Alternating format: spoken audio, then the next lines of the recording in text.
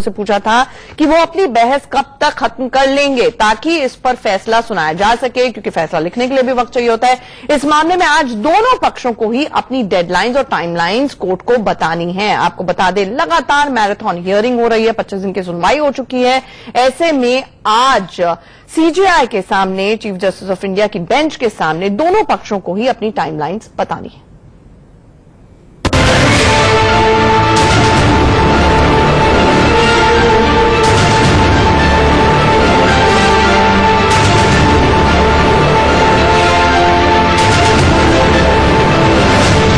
बस आ गई अयोध्या पर फैसले की घड़ी।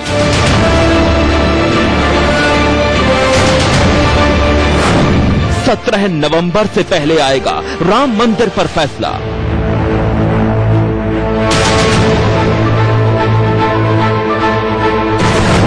सुप्रीम बेंच ने दिए साफ साफ संकेत।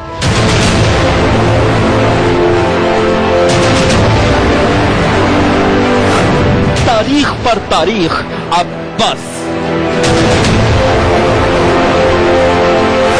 अयोध्या की आखिरी तारीख। राम मंदिर विवाद मामले में 25वें दिन सुनवाई हुई। सुनवाई में मुख्य न्यायाधीश रंजन गोगोई की अध्यक्षता वाली बेंच ने साफ साफ संकेत दे दिए। सुप्रीम कोर्ट में रबर की तरह खींचती जा रही बहस और दलीलों की डेडलाइन तय करने की बात हुई। सीजेआई ने कहा, सभी पक्षकार दलील पूरी करने और जवाब दाखिल करने की समय सीमा बताएं। सभी पक्षकारों के वकील बताएं कि किसको और कितना वक्त चाहिए। सुप्रीम कोर्ट में आज की सुनवाई के बाद ये बात करीब करीब तय हो गई कि 17 नवंबर से पहले आ जाएगा अयोध्या राम मंदिर जन्मभूमि केस में सुप्रीम फैसला। अयोध्या मामले की सुनवाई कर रही सुप्रीम कोर्ट के 5 जजों की बेंच में चीफ जस्टिस रंजन गोगोई 17 नवंबर 2019 को रिटायर हो जाएंगे। देश को 70 साल से इस केस में फैसला आने का इंतजार है। रिटायर होने से पहले सीजेआई रंजन गोगोई भी जरूर चाहेंगे कि अरसे से चले आ रहे इस मामले पर ऐतिहासिक फैसला लिखकर ही रिटायर हों। अब तक परंपरा भी यही रही है कि कोई भी संवैधानिक पीठ फैसला सुनाकर ही भंग होती है, क्योंकि अगर ऐसा नहीं हुआ और बाकी बची 35 सुनवाइयों में अयोध्या का फैसला नहीं हो सका तो नई संविधान पीठ का गठन होगा, दोबारा पूरे मामले की सुनवाई शुरू होगी और ऐसे में इस मामले में मौजूदा संविधान पीठ द्वारा की जा रही सुनवाई की सारी प्रक्रिया एक बार फिर दोहराई जाएगी। आज सुनवाई के 25वें दिन सीजेआई ने साफ संकेत दिए कि वो अब इस मामले पर जल्दी फैसला लिखना चाहते हैं। सभी पक्ष बताएं कि उन्हें अपनी दलील देने में और जवाब दाखिल करने में और कितना समय लगेगा। इससे हमें यह भी पता लग जाएगा कि फैसला लिखने के लिए हमारे पास कितना वक्त है।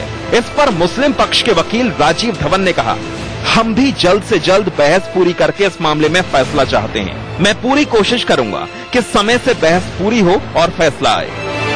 सुप्रीम कोर्ट ने सभी को कहा कि आप हमें एक लिस्ट दीजिए कि आपको कितना समय चाहिए, कितने दिनों की बहस और करनी है। जस्टिस रंजन गोगोई ने यह भी कहा कि उस आधार पर हम ये तय करेंगे कि आखिर फैसला लिखने के लिए हमारे पास कितना समय बचेगा। जस्टिस रंजन गोगोई 17 नवंबर को रिटायर हो रहे हैं और उससे पहले अब इस मामले में यानी अयोध्या राम जन्मभूमि मामले में फैसला आने की उम्मीद बढ़ गई है। 25वें दिन की सुनवाई में मुस्लिम पक्ष के वकील राजीव धवन ने विवादित स्थल से मिले खंभों के निशानों का जिक्र करते हुए दलील दी। खंभों से यह साबित नहीं हो सकता कि वो इस्लामिक नहीं है। मस्जिदें केवल मुसलमानों ने ही नहीं बनाई थी। ताजमहल का निर्माण अकेले मुसलमानों ने नहीं किया था। इसमें मुस्लिम और हिंदू दोनों समुदाय के मजदूर शामिल थे। इससे पहले सुप्रीम कोर्ट में अब तक हुई सुनवाई में रामलला विराजमान, निर्मोही अखाड़ा, ऑल इंडिया राम जन्मभूमि पुनरुत्थान समिति, हिंदू महासभा के 2 पक्ष और गोपाल सिंह विशारद के कानूनी उत्तराधिकारियों की दलील पूरी हो चुकी है। की हियरिंग हो चुकी है जिसमें 16 दिन के अंदर हिंदू पार्टीज ने सुप्रीम कोर्ट के सामने अपना केस पानी की तरह साफ किया है। 9 दिन मुस्लिम पक्षकार ले चुके हैं।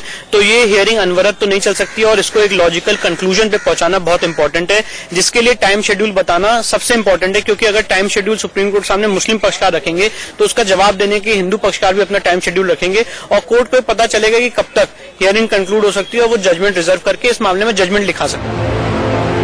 सीजेआई रंजन गोगोई 17 नवंबर को रिटायर होने से पहले अब ये अंदाजा लगाकर उसी हिसाब से प्लान करना चाहते हैं कि सुनवाई में अब कुल कितना वक्त लगेगा। लेकिन आज इस मामले में एक और बड़ा अपडेट हुआ।